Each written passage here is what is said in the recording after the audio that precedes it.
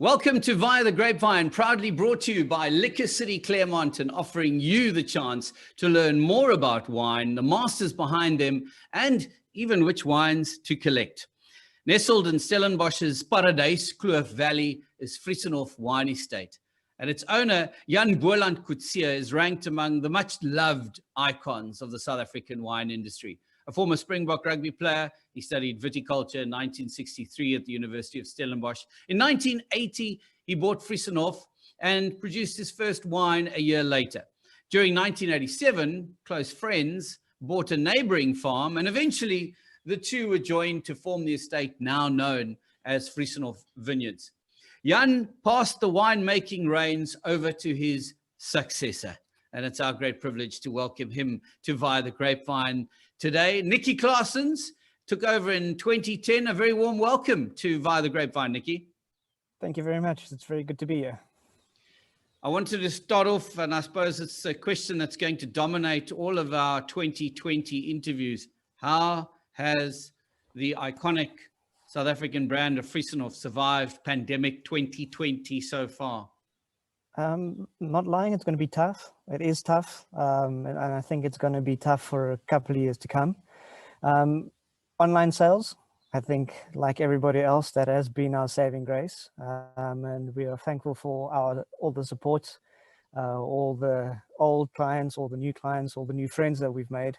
And I think that's the only way that we are going to survive, is with online sales, as a lot of people are still a bit tentative to come to the farm and actually experience what we have here. So yeah, it's been difficult. Luckily, you've got a fantastic marketing rollout. I love your rhymes and you've got wonderful branding. So I think online should be good to you. You've also got an exciting new release for us to chat about, as well as your mystery box deal, which is causing a flocking frenzy. So before we do any of that, let's get a deeper understanding of your philosophy on winemaking.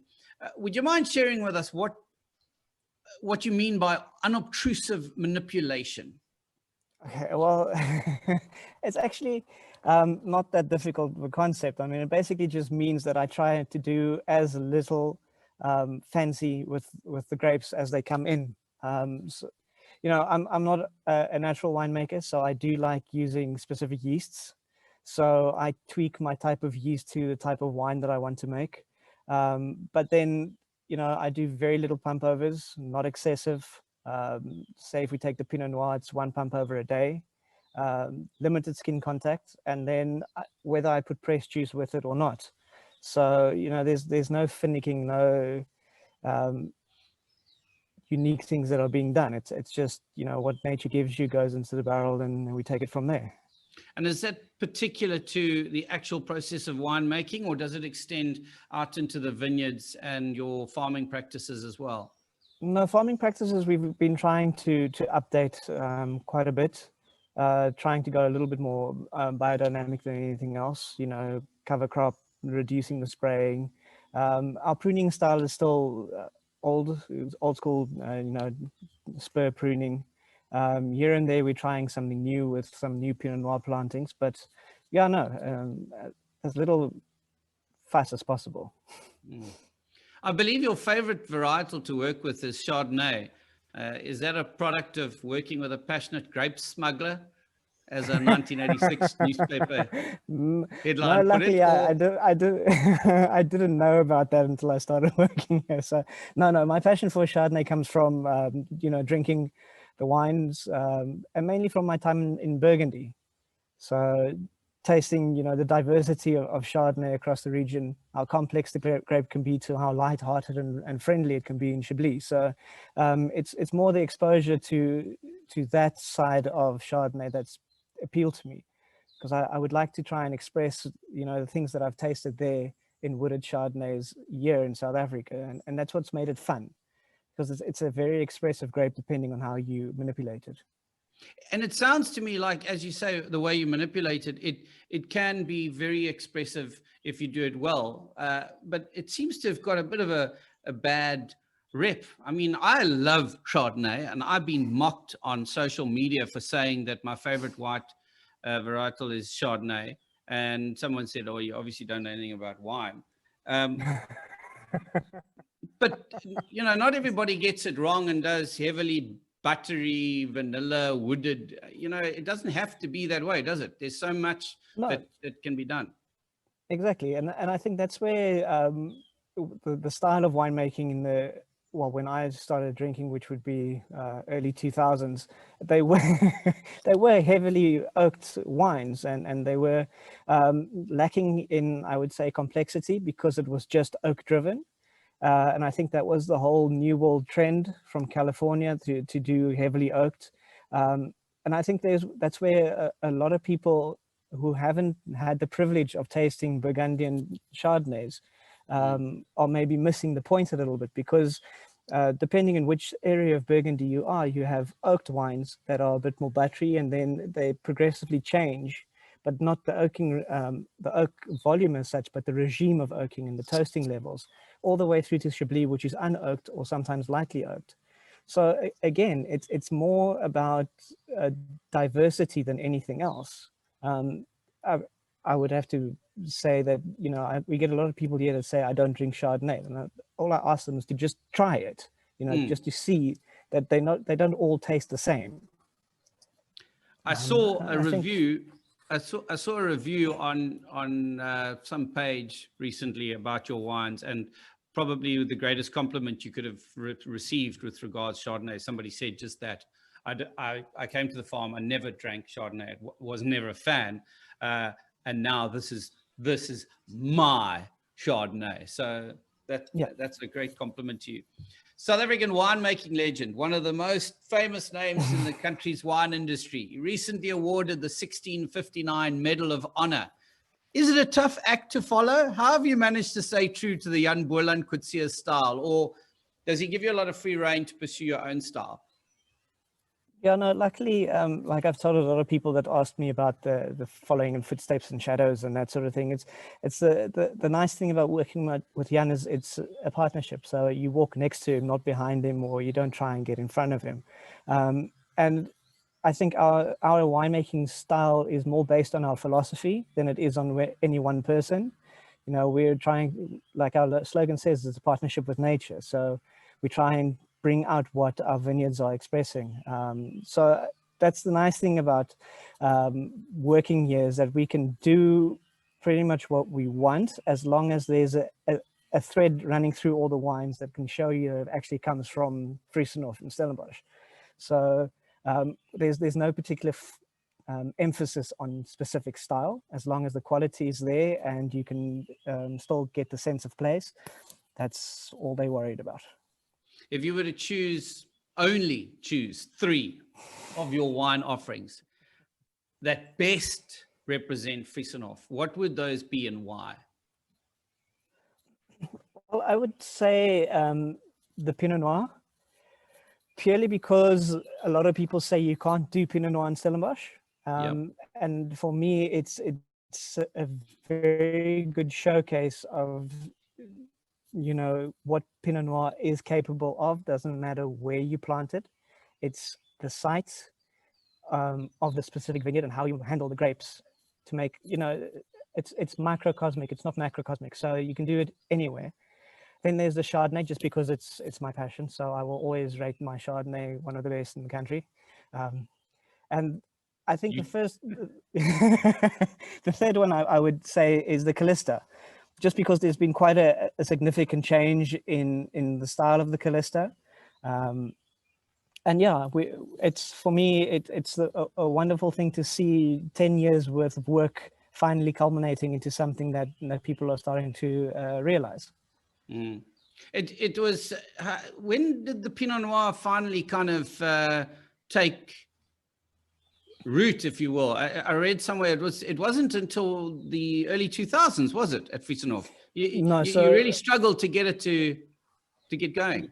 Yeah, so Jan started with Pinot Noir and Kanonkop in 1973, 74 to just fiddle around with it and see. And then in 2000, he actually bottled his first Pinot Noir in Vriesenhof. Like he's always wanted to say, it wasn't the best launch of a Pinot Noir because he used Bordeaux barrels instead of Burgundian barrels.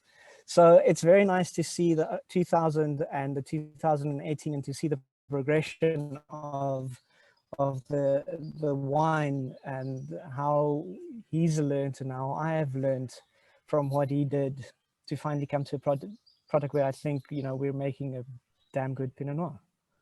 Indeed. I want to ask about this. This is it's brand new. Is it a brand new offering from Vriesenhof, the Grenache Rosé? Yeah. Why? And tell us a bit more. So we do the straight Grenache under the Vriesenhof label that we get from Pick and Kloof. So what we decided, or Jan decided in about 2012, he planted 6 hectares of Grenache on Vriesenhof. Now, Grenache is a massive cropper, so there's a lot of grapes sitting out there. So instead of throwing off the green grapes, we decide to harvest three times during the season, and then the first and second picking goes into the rosé, and that is where that comes from. So it's a natural progression of having the grapes and having to do something with it. Got you. And something that I'm imagining will probably be very popular for summertime. Something to look forward to there. If the rosé is perfect for summer, I've got to say this is perfect for spring. I've already opened the bottle. It's an unwooded Chardonnay. Well, let me join you very quickly. Wow, that is springtime in a glass. Absolutely beautiful. I guess, you know, when you've got the privilege of the winemaker joining you, you could share my own opinions, but I'd love to hear from you on what we should be getting. If I may just say, obviously citrus and gooseberries come through. Yeah, definitely citrus and gooseberries. There's a little bit of pear, some dried pear on there, and I get a bit of green apple, but I think that is more just because I'm used to the wine, so I might find something that you don't. Yeah, so, and it's like you said, it's more of a summer wine, so it's actually quite bright and fruit driven. It's not so much the citrus; it's a little bit of tropical fruit in there as well. So, you know what's interesting is I didn't chill mine at all because I wanted to, you know, the nose to release immediately. So I've just had it at room temperature. What's interesting on the palate for me is exactly that pear that you were talking about when you've eaten dried pears, which I used to eat a lot of until they got really expensive. That bounces out of the palate, or bounces off the palate, doesn't it? Yeah, no, it is. And what's nice about this wine, it's got a nice creamy palate as well. So it fills your mouth completely, and then you've got a little bit of zest on the back. So, and you know, from one sip it lingers, so by the time you take your second sip, the wine is still in your mouth. So it's just a continuation of good aromatics. A lovely balanced acidity as well, so you keep wanting to go back for more, that zesty lemon freshness, and something that's very well priced. And definitely, would you say this would be the perfect introduction? I mean, when you get people that come to the farm and say, I don't like Chardonnay, which do you offer them first? Do you go with the wooded first, or do you go with this? No, I go with this, because a lot of people who don't drink Chardonnay are most probably Sauvignon Blanc drinkers. And this for me is a nice between a lightly oaked Chardonnay and a Sauvignon Blanc, because you still have that freshness and the zestiness that you can associate with a tropical Sauvignon Blanc. So it's a nice entry level into Chardonnay. Very nice indeed. We're going to move on to this is a treat. The Calista 2017. It's a classic Bordeaux style blend of Cabernet Sauvignon, Merlot, and Cabernet Franc. Very interesting name, Calista. Some Greek undertones there. Will you tell us more? So it's based on the old Greek word Calista, which means the good and the noble. And Jan is a bit of a philosopher at heart, so it's derived from one of Aristotle's quotes, which you would see on the bottom, that to kalon kai agathon, which means the good and the noble. And that's basically the reason behind the wine, because of Cabernet Sauvignon being, or used to be, the dominant variety in the blend. Okay. And do the percentages change year on year with with the varietals you've got in there? Yes, every year. So every time I make up a new Calista blend, I fiddle with the percentages depending on the style of wine we want to make and on the quality of your three varietals. So with the 2017 Cabernet Franc is the main component at just over 40%, which is the first time in the 10 years that I've been here that we've actually had Cabernet Franc as the main component. I saw somewhere that you used to do a Cabernet Sauvignon, but that's been discontinued. Is that right? Discontinued, yeah. We used to do Why? it under the Paradise Cliff. We don't have enough. So Oh, wow. we had, so because of the droughts, we lost a couple of hectares of vineyards. So 2016, 17 were really bad years for us. So because the vines were 25, 26 years old, they just didn't handle the dry land conditions. So we had to take them out. And yeah, so now we just don't have enough to actually make a straight cultivar. It's something that we're planning on doing in the near future, I suppose. It's quite sad. And I imagine it must be quite a torment to have withstood the drought. And now suddenly we've had the most perfect rains and our dams are at 90+%. You must be wondering, well, now what must we do, nature? What is it that you require from us? Because you're obviously focused on doing more drought resistant farming, and that's why the vines came up. But hey? Yeah, no, I mean, there's a big mind shift when, from 2016 onwards on water usage and managing of cover crop and trying to reduce the vine's dependence on water as much as possible. And like you said, now, to summer 2020 is almost going to be a perfect conditions for growing. But all the other conditions surrounding us are horrible for farming. So I suppose it's the fun part of being in this industry is you got to take the knocks when they come. So you say thank you for the rain, and you bite your lips and carry on. In terms of 2020, I've heard from a couple of people that this last harvest was exceptionally good. In fact, some have said that they would put it up with the 2015, 2017 vintages. Do you agree? Did you find the same? I would agree strongly with that. A lot of the wines are showing beautifully in 2020. And I suppose even with the neglect that a lot of the wines had during our lockdown period and that, it's been really great to see just how good this vintage is going to be. So hopefully people will be able to experience it soon. Yeah. Let's get back to the Calista. You've focused on drinkability with the 2017 vintage, yet it hasn't deprived the wine of structure for aging purposes. How do you achieve that? So the main reason for shifting the style of the Calista was just that. When I started making it, it was a wine that was supposed to be aged for 10 years before you could drink it.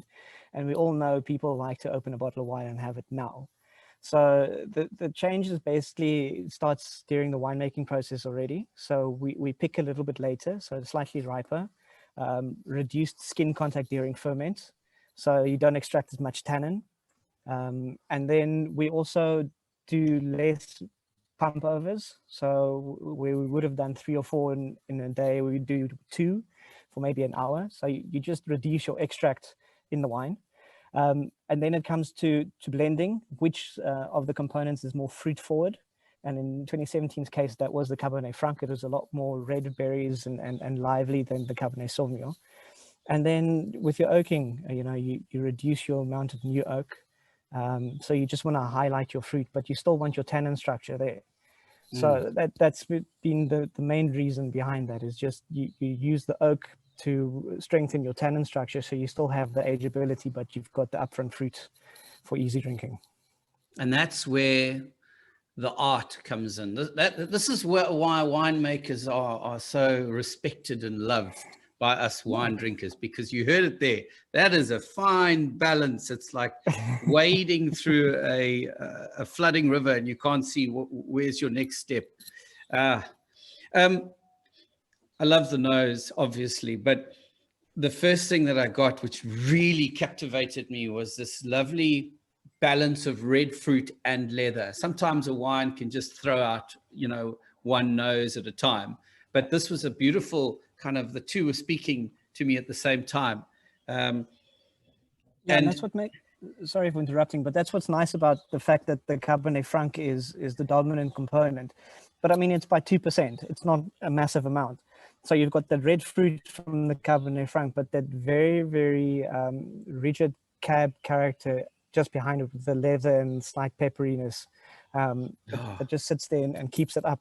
It's a fun thing about blending, and I think that's why winemaking, when you're doing a single cultivar, is not as much fun as when you're doing a blend. Because with a blend, you can highlight different characteristics, and as a wine ages, you'll have certain things popping out at different stages. So if you open this wine in a year's time, it'll most probably just be black pepper and some heavy plum from the Merlot and the Cabernet Franc, and that's what makes it fun. I see what you're saying about the drinkability now, but also obviously can be stored for many years to come. And how many years would you recommend this be stored for? At least 15, easily. At least 15? Yeah.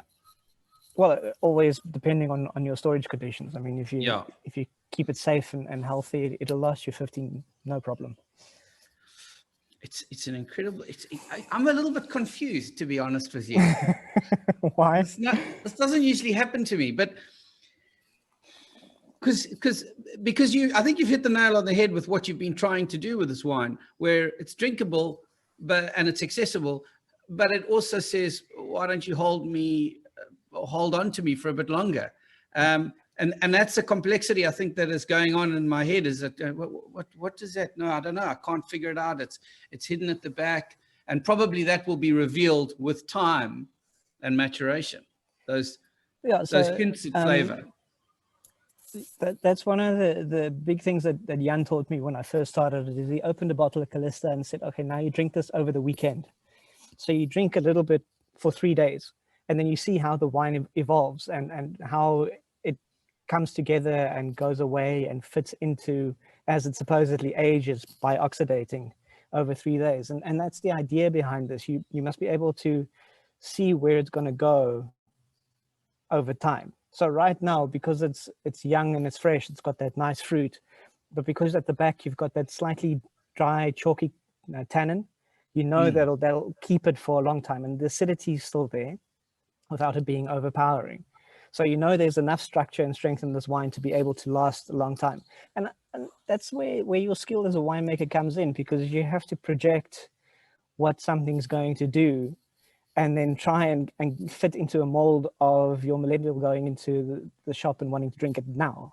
And that's been, it's been 4 years of experimenting to try and come up with something.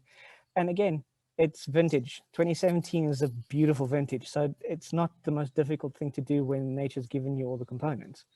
Indeed. You've done very, very well. I can't wait to see what the next vintage is. And this is a kind of wine as well that I think you definitely buy 3 or 4 bottles and do your best to open one every second or third year as you go along, just to experiment. I would say buy a case, then you have 6. Damn right. What am I talking? Buy a case. I read somewhere as well that it's your goal to have this particular wine become Vriesenhof's signature wine in future. Yeah, is that right? To a certain degree, because there's been this whole conversation. Yeah, so there's been this whole conversation about giving Cabernet Sauvignon and Stellenbosch, making the two synonymous with each other. And because this is as close as we're going to get to a straight Cabernet for a relatively long time, we might as well make this part of our heritage, because, I mean, that's how Vriesenhof started. Vriesenhof started with the Calista, and then everything else got added on. So it would be nice to have Calista and Vriesenhof synonymous, and then everything else just a bonus. So that is the idea, yeah. Excellent. Well, I wish you the best of luck with that. These 2 wines are just 2 of the 12 that I got in my mystery box that has been causing an online flocking frenzy. Nicky, tell us a little bit more about the concept and what is the focus for September month if people buy now, and maybe you can give us a hint at October as well. October, I don't know. That hasn't actually been figured out yet. We've been tossing around the idea of maybe doing a Chardonnay box with a little bit of something, but that's Eddie's decision at the end of the day. So no, the idea behind the mystery box is just because, you know, we've been around for 40 years and we've got a lot of very, very good wines lying around. And this is a way to showcase, you know, the diversity of Vriesenhof and the ageability of the wines, and just to give people a glimpse of things that they might not see any other way. I mean, like you have I think you got a 2009 Calista in the box, if I'm not mistaken. Yes, so I mean, that wine is 11 years old. There's very few people that are going to drink an 11-year-old wine off the bat just because. So, you know, the mystery box is a way to showcase what we do, and just to give people a little bit of a talking point. So each box comes with 3 mystery wines. That's correct, eh? Yes, as far as I know, the boxes that's gone out so far has been 3 mystery wines. So that's the nice thing. I think Eddie has more fun doing this than anybody else. You know, he gets to decide. So we'll sit down and we'll taste all the wines and see which ones we think are worthy of going out, and then he'll pack them how he sees and how he thinks he wants to promote it. So that's a fun thing. It's a nice collaboration. A fantastic lineup of wines to have as well. And I was the envy of people last weekend when they came over and they said, well, what are we going to, no, this is for my Via The Grapevine. I'll invite you back. Don't worry, relax. I think to wrap up, why not, let's get into some quick fire fun questions for you. Nothing heavy going. First answer that springs to mind. And we'll start off with, what's your favorite variety to drink? And you can most certainly choose one white and one red. I would say Chardonnay and Grenache are my 2 favorites to drink at the moment. I like what a lot of winemakers are doing with Grenache from the Swartland and from Elgin and wherever, you know, they've been planting it. And then also just, you know, there's some Spanish ones. So it's a really very interesting variety to see. And then Chardonnay, just because that's my go-to drink. Excellent. Most memorable wine tasting experience? 1970 Latache with Jan in his kitchen. Oh, sure. Yeah, not many that'll beat that ever, I think. No. Bush or beach for you? Bush. You can't beat the bush, yeah. Yeah. I also believe you love reading. So are you a Mills and Boon or a Jeffrey Archer style? Luckily, I've grown up a little bit, so I've moved on to Ian Banks and a little bit of heavy sci-fi at the moment. Oh, wow. Okay. Yeah. Sure. Yeah, no, that's me. Yeah, I'm still catching on to James Patterson and the adventures of and that crime drama and getting sucked into that. But anyway, barefoot or veldskoen with no socks, Nicky? Flip-flops. Okay. When you say flip-flops, are you trying to hide the fact that it's probably Crocs? I mean, do you wear Crocs? No, my wife wears Crocs. I will never be caught dead with Crocs. Then it'll just be barefoot. Thank you very much. There are one too many winemakers that will tell you how wonderful Crocs are. No, I have to watch my brother-in-law wear Crocs when he's going to theater. I will never, ever wear Crocs. Thank you.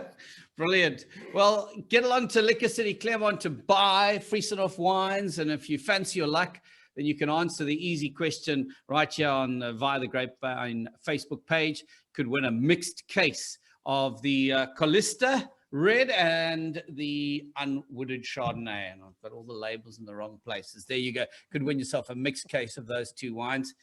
Nicky Claasens, thank you very much for your time, sir. Lovely chatting with you.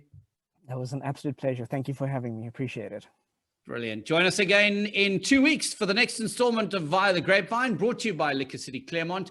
Visit their wine emporium for a journey via the grapevine.